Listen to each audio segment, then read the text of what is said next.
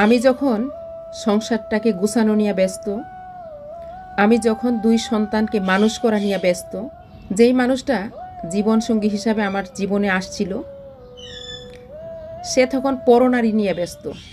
আপু, কি হয়েছে তোমার? এত দুঃখ কেন? এত মন খারাপ কেন করো? এত কষ্ট তোমার কিসের? অনেকেই আমাকে অনেক প্রশ্ন করেন। কোন জায়গা থেকে শুরু করব আর কোন জায়গায় যেয়ে শেষ করব আমি নিজেও জানি না। খুব সহজভাবে ছোট্ট একটা কথায় আপনাদেরকে উত্তরটা দেই। আমি জানি না আপনারা কিভাবে বুঝবেন কিনা। অনেক আশা নিয়ে, অনেক স্বপ্ন নিয়ে একটা সংসার পাচ্ছিলাম। সংসারের সুখের জন্য নিজেও জব করতাম, শিক্ষকতা করতাম, তার পাশাপাশি অনেক টিউশনি পর্যন্ত করতাম।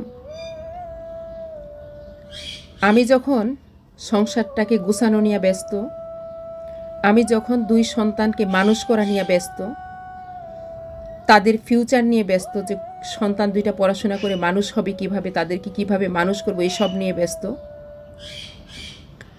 যেই মানুষটা জীবনসঙ্গী হিসাবে আমার জীবনে আসছিল সে তখন পরনারী নিয়ে ব্যস্ত।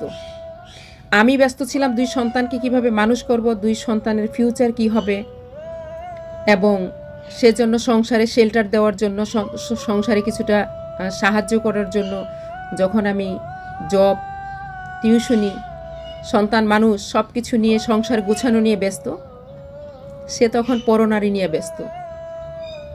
আর এটার ফলাফল খুব বাজেভাবেই শেষ হয়েছে। সেটার ইফেক্ট করছে আমার 2 বাচ্চার উপর। সব কিছু শেষ, কিন্তু 2টা বাচ্চার ভবিষ্যৎও শেষ।